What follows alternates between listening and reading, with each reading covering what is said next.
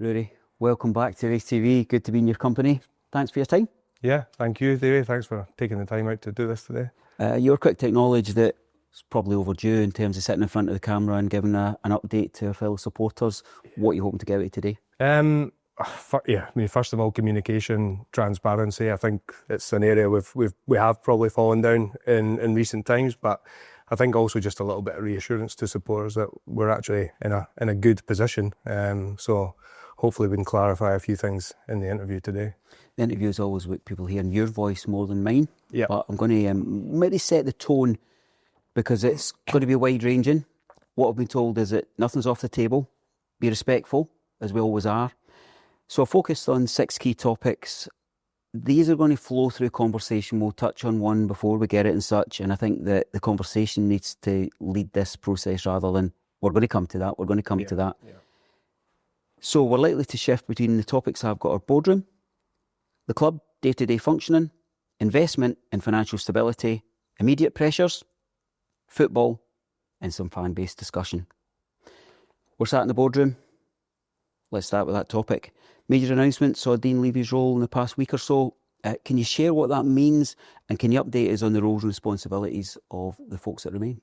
Yeah, I mean, there's obviously it'll be a big shock to supporters. We've known that Dean was kind of, I mean, he won't mind me saying this, he'd fallen out of love a little bit of things. Dean spent a long time in football, I think 10 or 11 years at Kelty Hearts, no break in between that and going straight into Raith Rovers.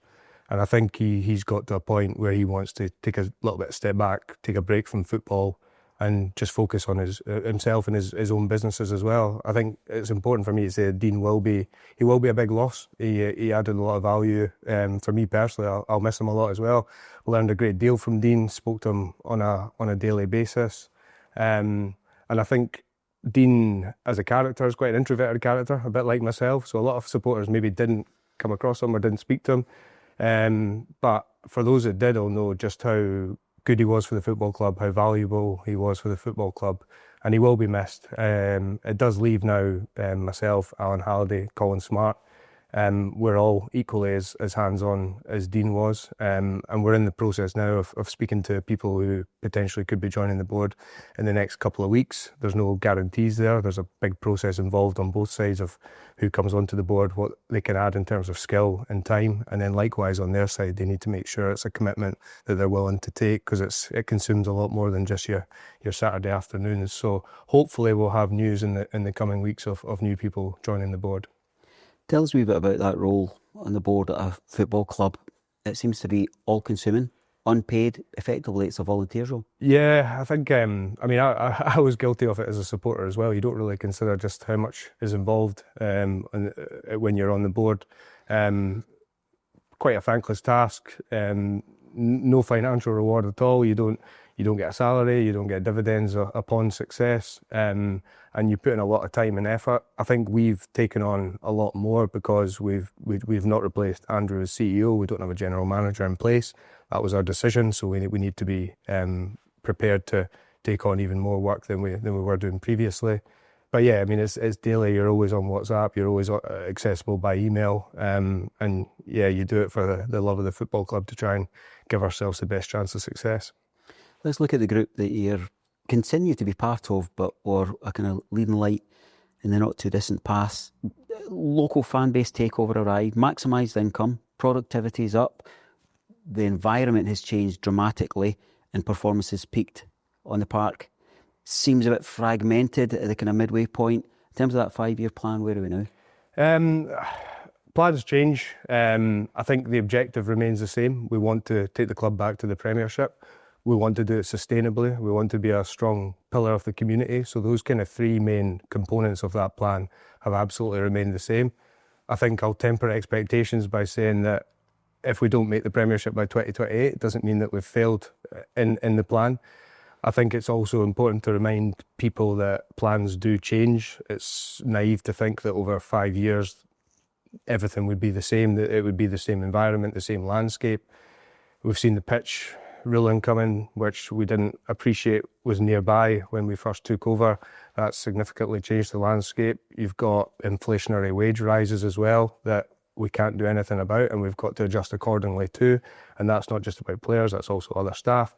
And then also there's even the national insurance increase, which adds tens of thousands of pounds extra when you've got an organisation with 30 plus employees. So these are just examples of things that have changed that we didn't foresee to change when we took over in May 2023. But it's important to say our objective has not changed. Whether it's in the next 2 years or 3 years, I don't know, but we are doing our best to try and get the club into a position where we can push for the Premiership. And also, success is never going to be a straight line as well. There's going to be bumps along the road. People are going to come, people are going to go, people are going to join the journey, people are going to leave the journey. That's just going to be part and parcel of where things are. I think for us, we need to make sure we're setting more shorter-term aims, shorter-term objectives, milestones. And if we're hitting those and we're growing the football club, it just takes us that little step closer to the Premiership that we're wanting to achieve. Let's talk about members making a contribution, moving on, there being fluidity there. And you've mentioned about new people coming back or joining the group. What skills are needed to enhance a Boardroom? I mean, a football club's income generation's made up of multiple different areas. There's the commercial, which is your advertising and sponsorships, and having people involved who can help there. So that's people who are well connected locally with multiple businesses that can potentially bring you sponsors in is important. Retail is another massive area of revenue generation. So if anyone has experience working in senior retail roles, e-commerce, things like that, then that's obviously welcome. And then a big thing is finance. That's a really important part of the football club, making sure you have people with that skill set who can kind of oversee the overall financial management of the club. So if anyone has an accountancy background or something like that, then we welcome people to get in touch and see where they can potentially add value. The value of hindsight. Are there big decisions that you look back and think you'd deal with very differently? What have the lessons been? Yeah, a lot of lessons learned. I think for me personally, getting better at dealing with bad results is something I've had to improve on, and especially for the sake of my relationship with my fiance, that's definitely helped. I think being completely transparent with supporters. I think in that kind of after the first season going into the second season, and in the first half of that second season, we did overstretch ourselves somewhat financially, not in any way to a level where the club was in any danger or anything like that. Supporters don't need to be worried about that, but I think we overspent, we got a bit complacent, and I think over the last 12 months, we as a board, and including Dean in that, have had to do a lot of good work to rectify that and make a lot of difficult decisions in cost cutting over the last 12 months to rectify it. I think what it has done is put us in a much healthier position financially now. It's given me some and I speak on behalf of Colin and Alan as well, it's given us all some very valuable lessons in seeing just how quickly things can get out of control financially with a football club. And the big lesson there is it'll never happen again under our stewardship of the football club. Another lesson is just communication. When I first came in, I was big on the fact that we need to we need to communicate well with supporters. We need to be transparent. It was easier when you have a figurehead in place to make sure you do that. And Andrew Barrowman, as a paid employee, it makes it a little bit easier. But I think it's almost inexcusable now as a board not to be communicating fairly regularly with supporters. It's the one thing that doesn't cost any money. There's always an excuse when you're running a football club that things cost money, so you'd love to be able to do them, but you can't. Communication is not one of those. Communication is something that we do need to be better at, and I think I've seen it over the last few weeks. When you don't communicate, it creates a vacuum, it creates speculation, it creates rumours, and it kind of hypes everyone into a frenzy that's unnecessary. So I'm not going to say we'll be sat down here every week, Davey, but we'll definitely find a better rhythm for communicating, whether that's through RaithTV interviews, webinars, or even just a simple monthly newsletter from the board. That's all it takes. It's really interesting detail and really honest of you to share that.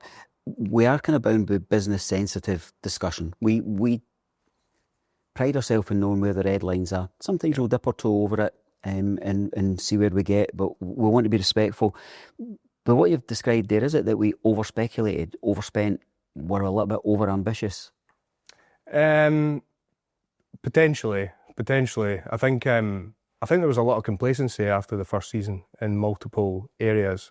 I think that first season was a real whirlwind. We overachieved in terms of our expectations, and I think there was an opportunity to build on that we didn't capitalise on.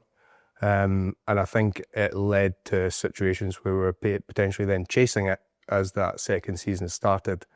And yeah, I won't go any further than that, but it's something that lessons have been learned, and it'll make us a stronger board. Me, certainly, it'll make me a stronger director going forward.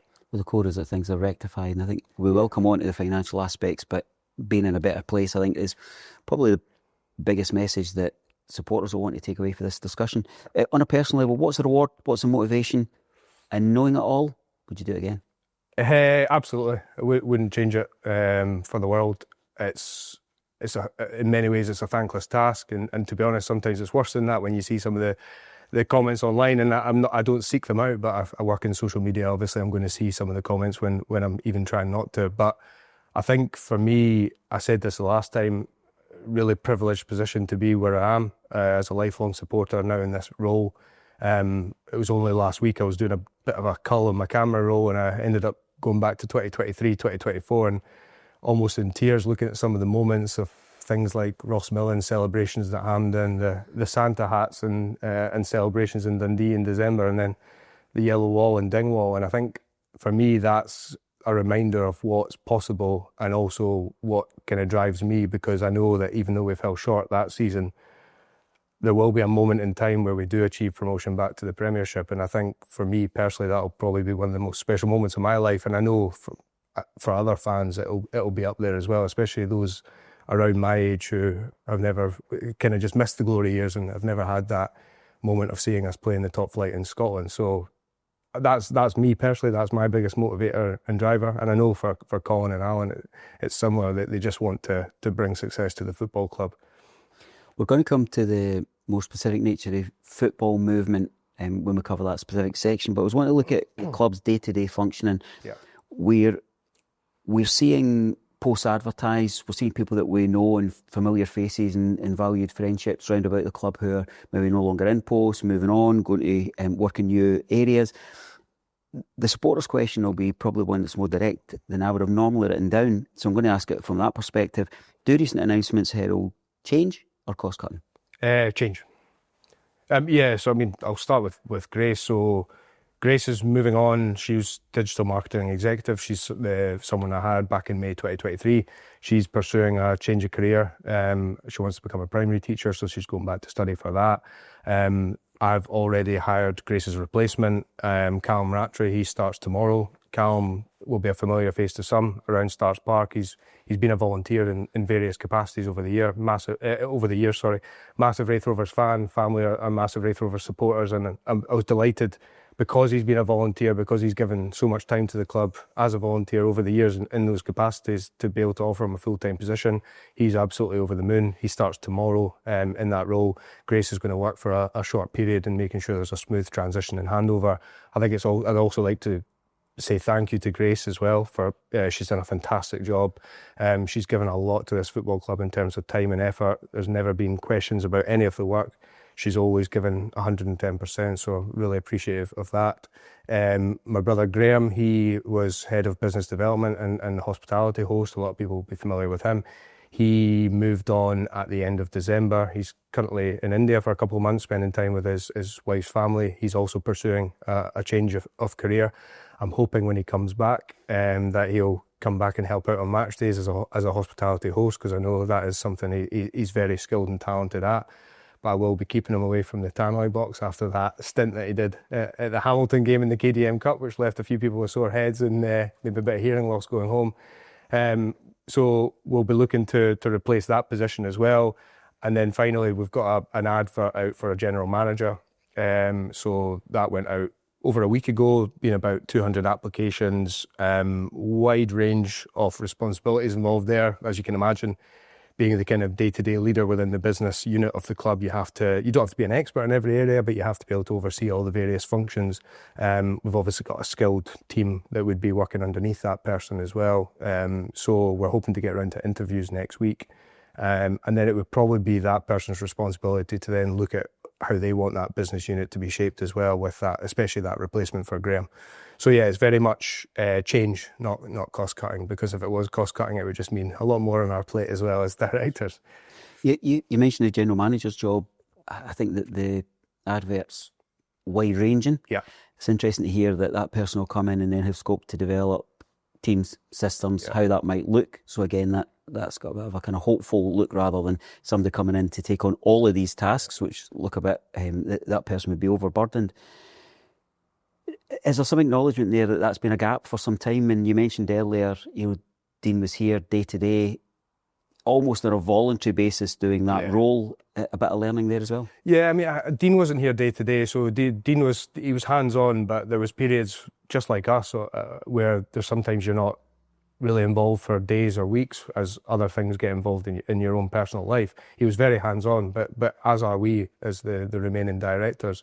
But I think it does get to a point where there's only so much you can do operating as a part-time, I say a part-time board, a board running the football club part-time because of your other work commitments. And I think now is the time where we recognise that things will fall down unless we get someone in driving the business forward.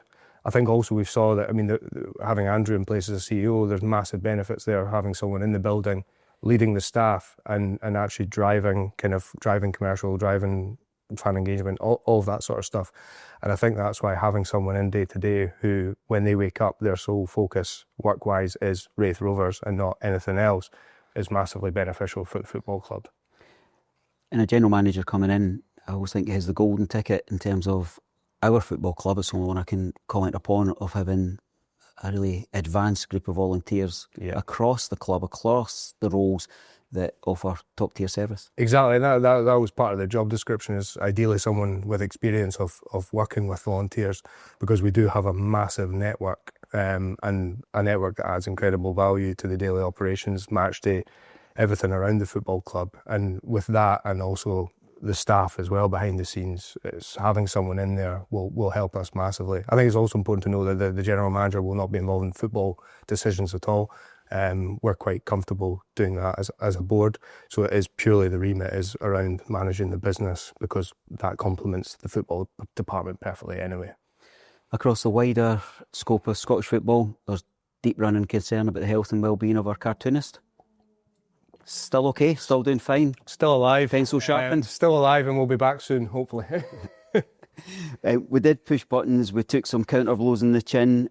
I guess it has a short life when you're sitting mid-table in the championship, but we're always keen to roll those dice, aren't we? Exactly, yeah. I said that the last time we spoke, you've got to just have a little bit of fun now and again. There's always a line that you don't want to cross, protect the brand of the football club, as long as you don't cross that line, and it's all good fun. And we've seen other clubs do it very well as well in the last 2 seasons, and I think Scottish football is a better place for that kind of thing, with that kind of thing, sorry. The topics that we're covering are wide-ranging, so I'm conscious that we're starting at boardroom level and employee level, structural level. Yep. So we're going to keep going that before we come back to the football aspects. I want to look at investment and financial stability, and you've touched upon that, so it seems the best place to go next. But a sidestep with this question is, everybody who follows Rovers looks at our structures of ownership and they are baffling. The trust have done a great job of trying to simplify that. If you look at it up and down rather than back to front and so forth. I was wondering, does this convoluted structure act as a barrier to future investment? I mean, to put it simply, yeah, it does. I mean, there's obviously there's minor investment, there's major investment. It's not a barrier to minor investment, but it is a barrier to major investment. It's something that John Sims told us that he will be working on to improve and to fix, with the kind of hope being that we end up with 2 companies in Stars Park Properties and Raith Rovers Limited. And John's going to be working on that, but it could take some time, so we have to be patient there. And for fans that aren't aware of what the structure is made up of, there's 4 different companies involved, and I'm not even going to try and pretend I know exactly the reasons why, because it stretches way back beyond my involvement and back multiple decades. But the 4 companies are Raith Rovers Limited, which is the operating kind of club, and then there's Stars Park Properties, which owns the stadium, and then there's New Raith Rovers and Raith Rovers Holdings. But yeah, to answer the question, it is a barrier, but it's something that is being worked on. On the same theme, separation of the footballing aspect in the stadium, pros and cons, with a view of where we stand now and where we'd like to be in the future? I mean, for us right now, the relationship between John and Starks Park Properties is fine, it's good. From an investment perspective, we have had conversations with multiple investment groups over the last year and a half, and it really does vary in their ambitions and objectives of whether they want to own the stadium or not. Obviously, if by not owning the stadium, you can have tight lease agreements in place with the owner to make sure that whoever the majority owner is protected, as well as the stadium being protected with the football club. And then for those that actually want to own the stadium, there's things that can also be put in place to make sure that Starks Park remains the home of Raith Rovers, unless there's a better option. These interviews have got to, I guess, cover questions from very young fans through to people who've lived a life studying shareholdings and holding companies and such like. So I guess the most important question is, what's our current financial picture? How secure are we? We're healthy. I mean, we're financially healthy. I'm not going to sit here and pretend that there's loads of money in the bank. That's never really the case for clubs of our size. But I think I've seen some of the speculation about, are we going into administration? I can confirm that is absolutely not the case.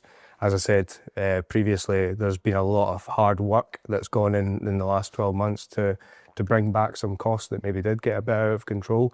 But from where our budget is this year, we're back into a position where we are in control of the finances, and also we don't know how the season's going to end. That obviously dictates of where we look ahead to next season with Dougal's budget. But we've got the KDM Cup, we've got the league, where our final position is in the league, and then there's also the news of Kieran Bowie's transfer to Verona, which we're still waiting to find out exactly what will be due from that. Where does the next wave of money into the club come from? I think when you came in, the figures are headline grabbing in terms of how we've moved forward with attendances. Yeah. We mentioned environment, we mentioned bits of investment, but we now reach a point where there's less money on the floor. Yeah. There's less money in people's pockets. Yeah. Maybe more headline grabbing things such as stadium naming rights and looking out to bigger business partners are going to be core. I suspect you're going to lead me towards the general manager's new incoming role. How are you going to balance that? Because you've got to try and keep a football team performing to keep the stands full. People do drift, but equally there's not that uptick that was there in terms of restructuring. Yeah, I mean, it's every penny you generate as a football club, you try and get it into the manager's budget to get the best product on the pitch. I mean, the football club's made up of multiple different income streams. You've got commercial, which is your sponsorships, advertising, things like Club 1883, and how you maximise that. And then you've got your retail, which is your replica shirts, your merchandise. You've got ticketing, obviously match tickets, season tickets. You've got things like hospitality, so match day income, hospitality, kiosk revenue, and then you've got lots of other little bits and pieces. You've got RaithTV income's a big thing, lottery income's another big thing, and then you've got the actual kind of prize money involved in where the football team finishes in the season and in the cup competitions, which can sometimes be between around 20 to 30% of total income. But everything is driven by success on the pitch, or the majority of it is, because a winning team on the pitch will sell more shirts, it will get more people turning up at matches, and it will bring more commercial partners interested in sponsoring the club. So that will be a large remit of the general manager, and how you can maximise all of those income streams. And then basically it's taking that money and trying to also make sure that you're maximising on the football pitch as well under Dougal's budget. I was going to pick up on just being about communication, Club 1883 at that point, but you just mentioned it there, so it seems more pertinent now. Tell me the value of that, and is there an acknowledgement that it needs maybe a refresh, maybe a revisiting, maybe a bit more servicing? Yeah, 100%. 100%. I couldn't agree more. Club 1883 was my idea back at the start, and the whole premise of it was to shape our future. And just like I said about one of the lessons with communication, ultimately Club 1883's value should be in if those who are contributing towards it through the couple of membership tiers, they should be getting a lot in return in terms of communication about how that money is being used. And that's where we've fallen down. And I think it's also another example of when you don't have a general manager in place who's kind of driving these things day to day, we forget, we lapse on these things. There's so much going on with the other staff around the business that some things fall down. And that's where hopefully a general manager will be able to help there as well. I think it would benefit from a refresh. I think it's also important to say that the money is very valuable to the football club. But I think if you're willing to put a monthly fee into the football club, you should know exactly what that money is being used for and be able to see the kind of tangible benefits to the club that it brings. And so it's certainly an area that we are going to be improving on, and it'll be one of the key remits for the general manager. And I think most fair-minded supporters will accept that. Yeah. Yeah, I mean, it's a massive frustration of mine because it was me that brought it in, and I know that it's fallen down, and so that's why I want to make sure it's definitely picked back up again. Big investment is always going to be the topic. It's something you hear around the town. We've all heard from I seen, I heard, I believe. One of the core bits of discussion is the potential of interest from down south, punching Kirkcaldy into the sat-nav and heading up here to have negotiations. Within that boundary, spoke earlier about business sensitive detail. What can you share? Is there truth? Is there potential? Where are we at? Yeah, I mean, there is truth to it. There was or is a group that have shown interest in investing in the football club. It was a project that I personally worked on, led, which started all the way back in March last year. So it's been going on for quite some time. As you can imagine, there's a lot of work and time involved in a process like this.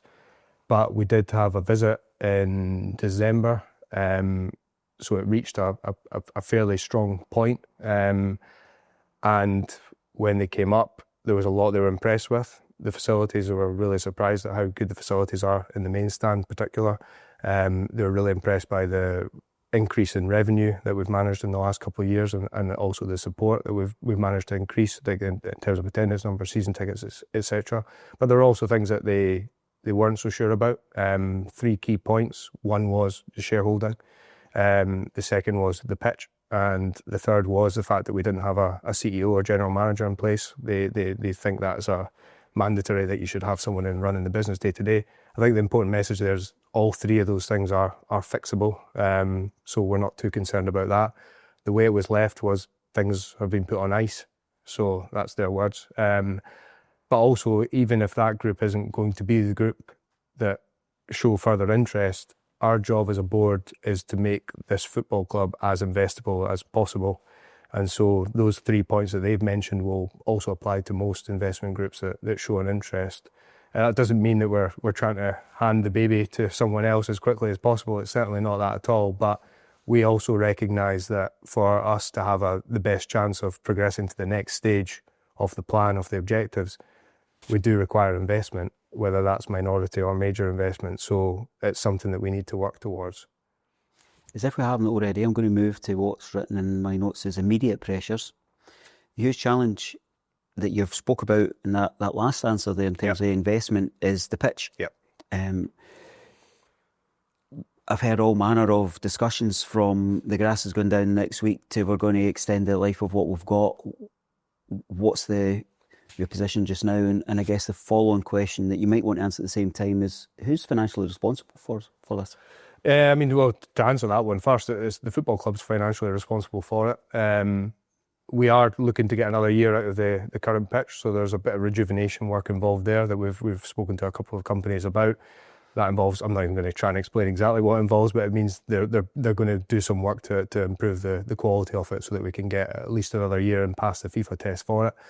John Sim said himself that when he first invested to put that pitch down, he was told he'd get 10 years out of it. So I think it is also necessary for us to explore trying to maximise that investment by getting as long as possible out of it. So that is the immediate plan, is to get the pitch rejuvenated, get another year out of it, and then we'll be able to assess our options. There is an element of, I guess you could look at kicking the can down the road in a negative light or a positive light, because giving ourselves another year lets us actually put plans in place of exactly what we're going to do. I think as fans know that a grass pitch is going to cost in the region of £1 million, probably more than that. And then there's all the additional costs on top of that, about like where we're going to train and ground staff and things like that. It's something that we know we have to do if we're going to get to the Premiership, but it's just about timing, because ultimately that cost falls on us, and we've got this kind of battle or conflict of trying to get as much money into the playing budget as possible to make us competitive to get to the Premiership, versus that cost that kind of hangs over us, that if we want to get to the Premiership we need to be putting down £1 million. That's where making us as investable as possible comes in, to try and hope that we can find other parties interested in helping us in that objective. Is grant funding available, but only on the basis that your aspirations are limited? Yeah, I mean, I've seen some suggestions about how we potentially missed out on grant funding and it was our mistake. It's absolutely not the case. I mean, the SFA's pitching in fund, we were told quite clearly that they would not be giving us money to put down another plastic pitch. And to be honest, I accept and understand that decision, considering they could give us a large amount of grant funding for us to then rip it up in a year's time. So when it comes to kind of funding towards plastic pitches, they are more looking towards the clubs in the lower divisions who are a lot further away from playing Premiership football, rather than putting it into Championship clubs for us to put it down and then potentially have to rip it up in a year's time. So unfortunately there's no grant funding available to put down another plastic pitch. Strikes me as the new 10,000 seater situation. We had our halcyon days of the 90s, and we end up with a stadium that's, you know, of a magnitude that we don't really need. Exactly. Have the service and have the... Yeah, I mean, it's a situation that puts clubs under real financial pressure, because for us to go and invest in a grass pitch to hopefully achieve promotion to the Premiership would put us in serious financial danger, and that's what obviously we can't do that.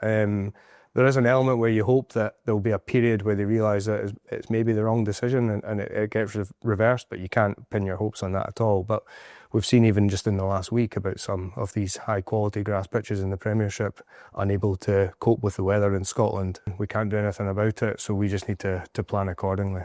What's the discussion in the board in terms of balancing the fact that we've got a surface that's central to the footballing community, from toddlers to walking football and beyond, and we're in a position where that's at one end of the seesaw and at the other is a 30-year dream?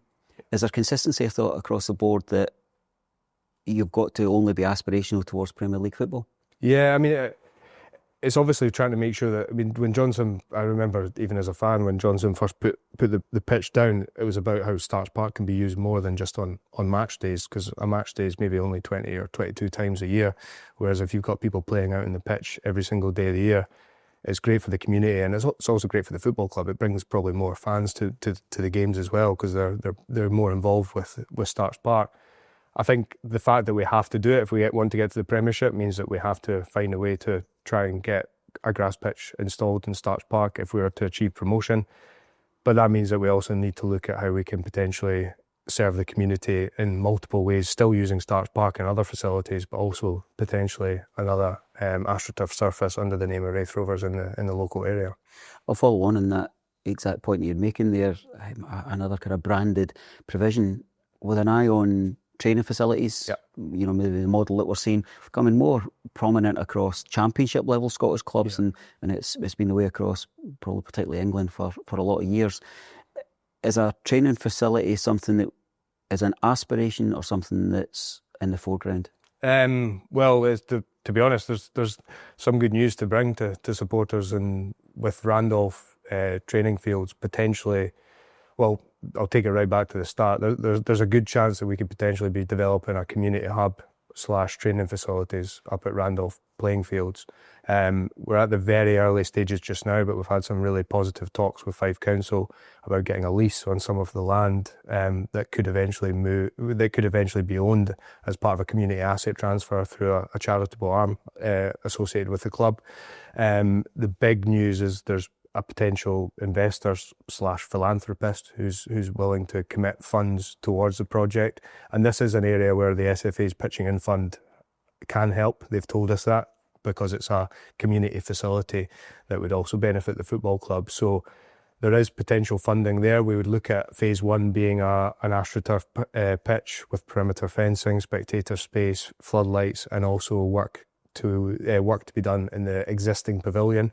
But the long-term vision, if funding allows, would be to then look at potentially another pitch, another building that would have community rooms, cafe, a gym, and there'll be obviously work that needs to be done to entrance and also the car parking as well. So that's something we've been working on in the background. A lot of work involved there. Again, that's somewhere we hope our general manager will be able to help and take a lot of our plate. We've got calls with a group on Tuesday that could potentially help as well with securing additional grant funding. And I think the big thing for me is if anyone is watching this who thinks they can add value from project management, potentially getting more grant funding, or even a local business that would be interested in sponsorship about having their brand attached to a really good news story in the community, I think they can get in touch. Because I think for us as a club, the really exciting opportunity here is having our own community/training facility up at Randolph means that we're well positioned for bringing things back like a development team, having a ladies team, having a training centre if we were to move to grass, but also it's another potential revenue generator for the football club as well. So I don't think anything's going to happen in the next weeks or months, but it's something that we are going to be working on and trying to secure grant funding and begin the process of that as quickly as possible. What a reassuringly positive counterbalance to the day-to-day firefighting of professional football. Yeah, exactly, and it's something to be proud of if we can achieve it as well, because it's a real it's something that really benefits the football club for a long time to come if we can manage to bring a community and training facility to the football club. And as I said, it helps us a lot more that if we do put a grass pitch down, there's already a training facility there that we don't have to go and find or pay for elsewhere.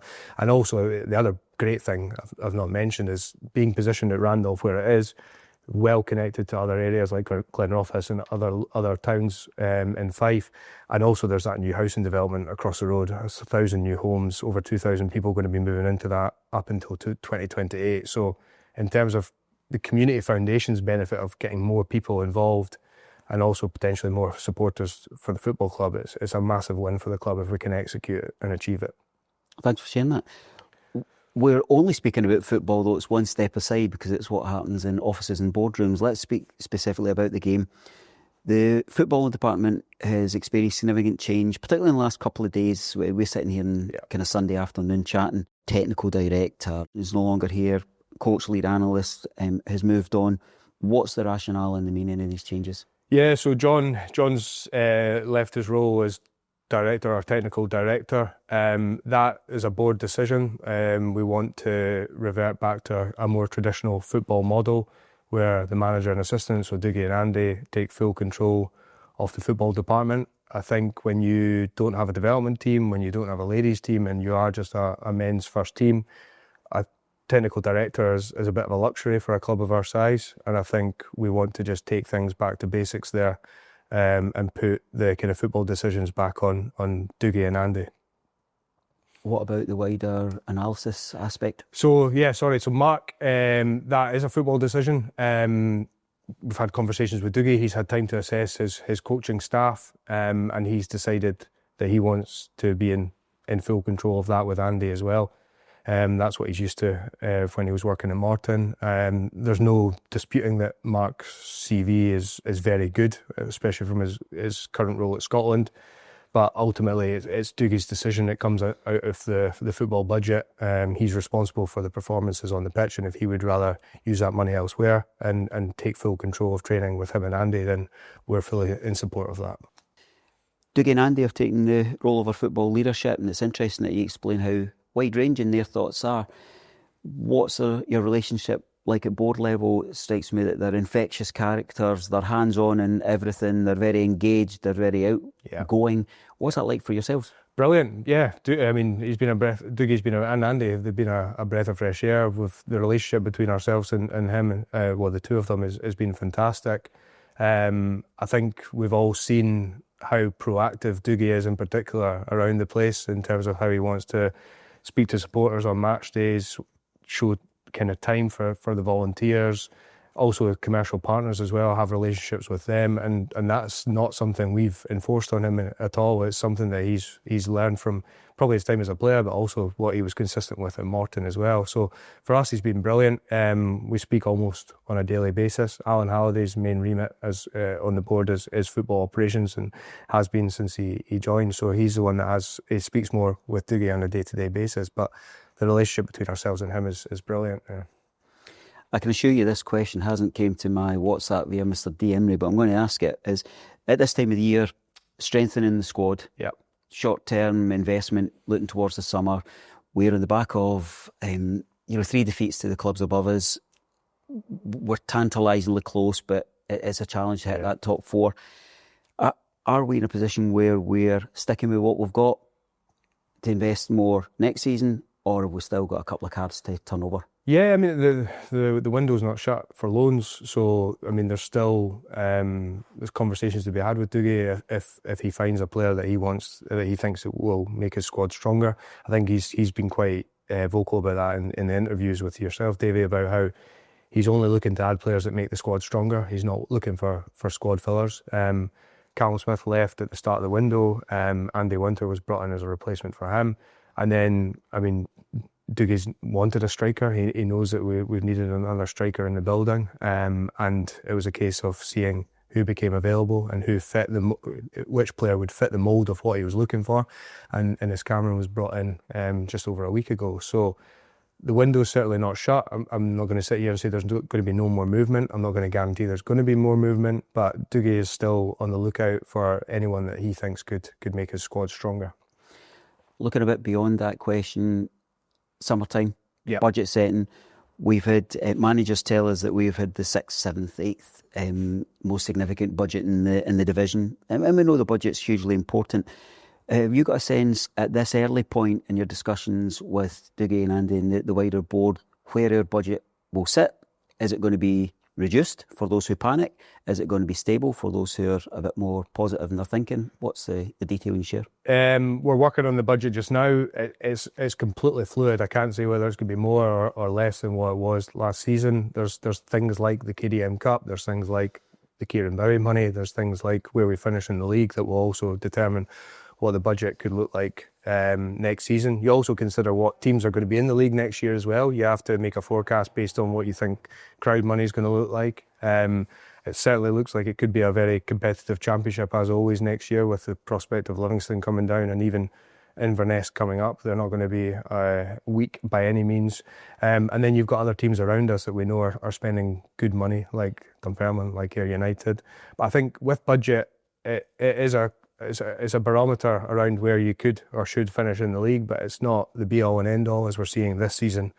I mean, I'd confidently say Partick Thistle don't have one of the top 2 budgets in the league, but they're pushing St Johnstone close for the title. And then you've obviously got Arbroath sat in there in the playoff places as well, who I'd probably confidently say has the lowest budget in the league. So it's not always about what the budget is, it's about how you spend it, and we've got absolute faith that Dougie Emery is the best man to be spending our budget. Following on, you've touched on some of these points. Kieran Bowie money, Premiership Cup draw that up in Aberdeen, semi-final on the horizon. Is this money in the short term just about kind of servicing outgoings, or is it a case that some of that's going to be in the hands of Dougie and Andy looking towards, if not loan deals, pre-contracts and such? Because I'm sure that we've got a management team who are absolutely versed in this division. They know it inside out, so their connections with respect to previous managers are going to be at a different level. Yeah, I mean, it's a bit of both. Like we know our cash flow situation. Some of that will be benefited by how we're performing this season, because obviously you make your forecast at the start of the season on how things could look when you're setting your budget. But then similarly, there's things like, especially the KDM Cup, although we hope that we can go on and win it, we didn't budget to win it. So there's that benefit, and especially with the Kieran Bowie money, which, by the way, we don't know exactly what that's going to look like, so I'm not going to sit here and try and get fans' hopes up or about what that could be, but that's certainly something that wasn't budgeted in at the start of the season. So whatever we do get there will be a bonus that we hope to be able to put towards next season's budget. And yeah, you're right, Dougie's we've already had conversations about multiple players that he's already looking to get tied up for next season. So nobody could ever question how proactive he is about his recruitment for next season, because there is a lot of players out of contract. Tell me a wee bit about recruitment, talent ID, and I guess that flows into the discussion of participation agreements. Yeah, I mean, Dougie's wanting to take full control of recruitment. That's something he made quite clear when we first interviewed him, which we're completely comfortable with. He has his network of scouts and trusted analysts that he's brought along, that he'll be working closely with on that. He'll also be managing the relationship with Rangers for the cooperation agreement. He'll be the same as exactly what Barry Robson said, and what we say, that we're only going to be looking at taking players from Rangers that will make us better. They're not going to go into the first team unless the manager decides that he thinks that player will make us stronger. I think with the cooperation agreement as well, things have changed. I think we have to appreciate that when the conversations first started, Rangers have had 2 technical directors since then, so I don't know where they sit now in terms of their young player development. We have benefited from the relationship, albeit not the cooperation, with Paul Niso coming in. He's had a lot of value to the first team. So as far as I'm aware, there's no plans to bring anyone else in from Rangers this season, but we'll see where that takes us next season. My mind won't move on from what's been called a participation agreement. I return to that all the time. So let's say cooperation agreement. There's that sense that we had a vote. It isn't costing us anything. Yeah. We've got new people at Rangers that will be linking in with Dougie. Is that still the kind of rationale at this moment in time? It's of value, potential? Yeah, I mean, the way I see it, and I'm sure Dougie's the same, it's a bonus. You don't build your squad or plan your squad for next season on the basis that you're going to get maybe 1 or 2 or 3 players in from Rangers in the cooperation agreement. It is purely a bonus that if you can get someone who is good enough to play for the first team and you're not having to pay for them, then that is an added bonus. But certainly it's not a case where you plan your squad on the basis that you're going to be able to utilise the co-op agreement. Yeah. What about our own player pathway from youth ages through? No immediate plans. We've obviously had players like Callum Hanna, Jake Nicholson, Logan Rayside come through and be part of the first team squad. And we'll continue to work with the community club to see if there are other players that can make that jump from the community club into the first team squad. But in terms of an actual development squad, there's no plans to look at bringing one back in the near future. Strikes that the finances are stretched fairly widely across all of these topics that we've discussed just now. A whole system put in place to potentially get 1-2 players. Well, that's it. I mean, it's an enormous investment to create a development squad. You're looking at 6 figures to put one in place, and then you have to then weigh that up against the return that you're going to get from players being able to play first team football, and then also potential player trading as well, if you can then make money on selling players on. So for us right now, we just can't justify the investment into a development squad. But again, it's, if you had a blank checkbook, it's something we would love to be able to put in place. And whether that could come with a future investment group, who knows? Again, having a training centre or a community hub up at Randolph also helps us there as well. What about the under-18 women's team? There's a positive. Back women's team playing at Starks Park only a week or so ago. Where are we hoping that leads to? Yeah, I mean, we're hoping it could be the beginning of us bringing back an actual ladies team at Raith Rovers. The under-18 team is led by the community club as well, but I think it is the first stage of us looking at how we can see that develop into an official ladies team for the football club, because it's been long overdue, and it's another good thing that we need to be doing within the community as well. Final topic I've got are more kind of fan-based, and that's where I'm going to start in terms of just looking at my list. Facilities. We are in the main stand. We've seen the hospitality, opportunities and experience evolve. We've seen the provision for players. We've seen the match day experience in terms of things like, the kiosks and such are great. But I think one area that doesn't seem to have moved at any pace is provision for disabled supporters coming to the game. Great to see the paving being sorted at the north end, meaning that wheelchair users and people with limited mobility will be able to get in and out. But there's still problems in terms of accessing the main stand, getting into the south stand. We had recent discussion about the railway stand and maybe some fan group provision to get even a temporary platform there. Where are we at in terms of supporting? Yeah, Colin Smart, he's looked at plans for how we could potentially get better disabled viewing areas in the railway stand. So that work wouldn't require us to do a full kind of bring the railway stand back kind of project.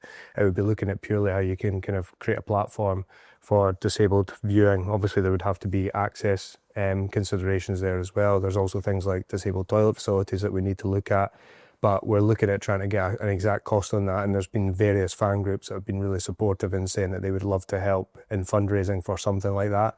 Again, I think it's also an area where we could benefit from with Club 1883 money as well.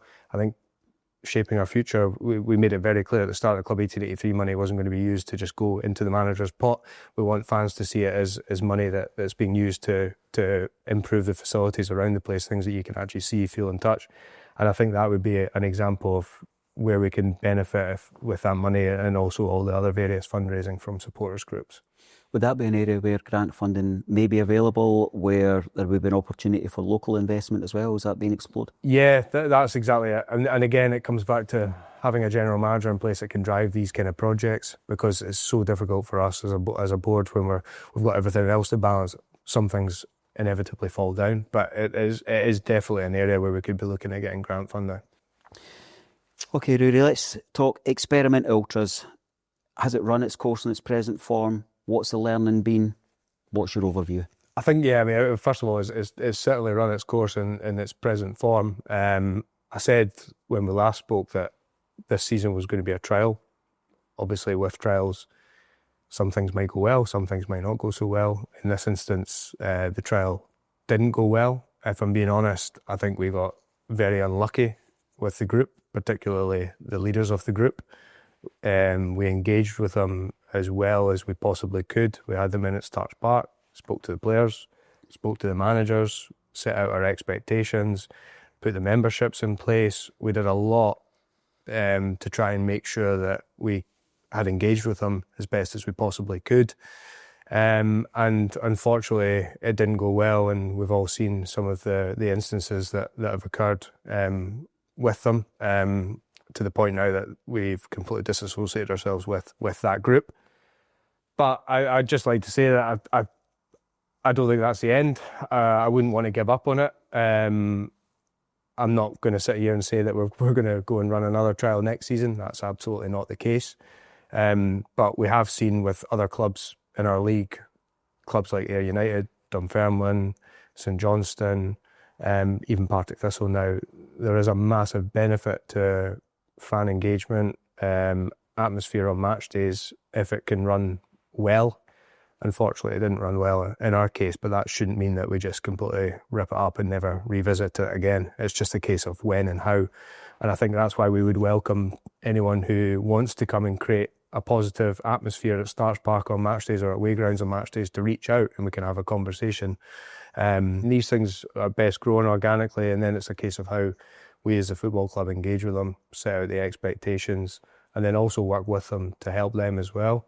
And so, yeah, I mean, if there are groups that come along, we'll revisit it again. I just don't want it to seem like just because that group didn't work, that it could never work at Raith Rovers, because there are massive benefits to the football club by having a really good, engaged Ultras group, as we've seen throughout the rest of other clubs in Scottish football. And we see how vibrant kind of fan culture is. You know, those of us who grew up in the 70s, 80s and 90s will see different versions of that. Yeah. But these are now the supporters looking at their kids having the opportunity to do something. But we need to also say, as supporters, we look upon that. Maybe it's old men shouting at clouds, but we say it's got to come with responsibilities. It can't come with vandalism, and it can't come with disrespect for, you know, the ethos and values of the club. Yeah, 100%. I mean, it was obviously for us, it's really disappointing to see some of the things that did happen with the previous group.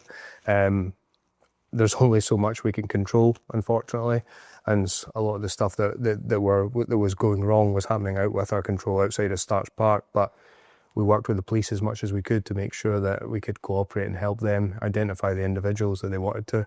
And yeah, I think going back to having a group, I mean, I remember growing up, you're more interested in watching how other supporters are interacting with the game than the game itself. And it's these kind of ultras groups that do bring other younger supporters along. And for a club like Raith Rovers, we need to be looking at and exploring as many ways as possible to bring young fans along, because that is the future lifeblood of the football club. We acknowledge that the noise and the songs and the colour and so forth do have an effect in the team as well. Yeah. Probably important to round that off in terms of a much wider fan base that on a regular basis, on mic, off mic, I don't think I've maybe ever had a conversation with Dougie Emery where he's not acknowledged the value of the support that turn up and that do back the team. Sure, more noise and colour and drama would be great, but they're valued too. Yeah, 100%. I mean, that's it. I mean, we've players themselves that said how great it is when there was a group at Starks Park singing songs for 90 minutes. And I think also, like, you don't appreciate that players from visiting clubs, if you're a visiting, I mean, players want to play under great atmospheres. That's what they grow up dreaming of, is playing with big crowds and big atmospheres. And if you've got a really good atmosphere at Starks Park, visiting players coming along will go, wow, I want to have a bit of this as well. I mean, Dougie Emery mentioned a couple of times when we spoke to him about he was at that night, the Dundee United game on the Friday night, as a spectator when Scott Brown scored that goal, and he just said that he loved it and he wanted to be part of it. That's something he wanted to be part of. And so when the job became available, it was a no-brainer to reach out, because he can see the potential of Raith Rovers and how big a club it is, and also the atmosphere, potential that we have at Starks Park as well. You say the word that I want to finish the interview with from my perspective, because we cover a lot of topics where there's angst and anxiety, but potential is what I've got written on my notes here, because it's in and around us at all points, where it's most importantly as supporters. Let's hold on to that, because that is the most important role at this football club, is to be a supporter. How do you view the potential now? You've had a life as a supporter. You see it, you direct it from the inside. What is a positive message?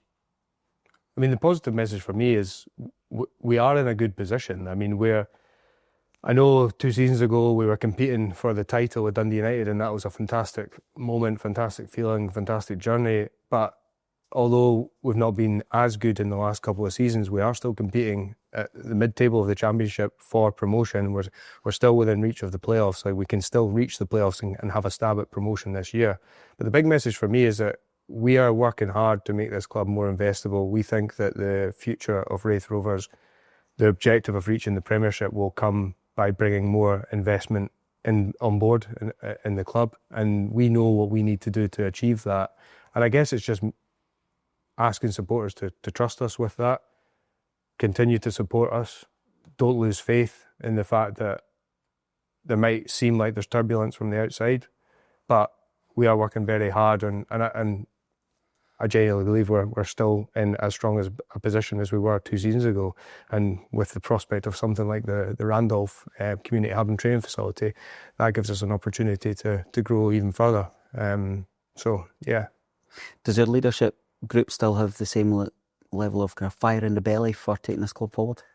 Yeah, definitely, absolutely. I mean, obviously, energy can wane sometimes, but it's you get brought back when you come to the games on match day, when you have the good moments of winning matches, and also just seeing what it means on supporters' faces. So the energy definitely hasn't dropped, and I think if we can add 2 or 3 new people to the board, that helps massively. And even in the back room as well, with the addition of people like Callum Rattray, with the addition of a general manager, that just brings new energy as well, and gives us an opportunity to almost not press the reset button, but make things a little bit different to what they were before as well, which is exciting.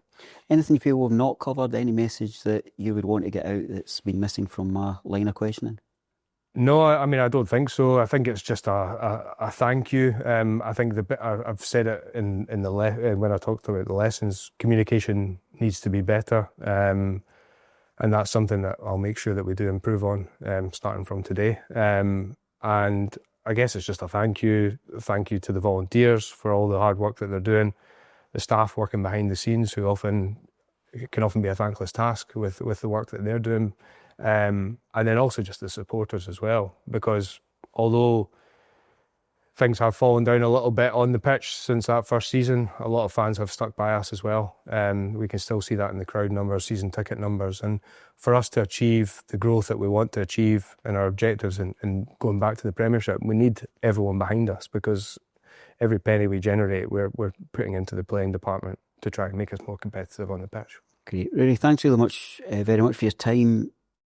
RaithTV are always offered a degree of trust and independence that I know is not ordinary across the footballing world. It allows us to ask the difficult questions, and you've given us fairly direct answers today. So on behalf of, more important than RaithTV, Raith Rovers supporters, thanks for your time. No, thank you guys. Thanks for taking time out on a Sunday for this.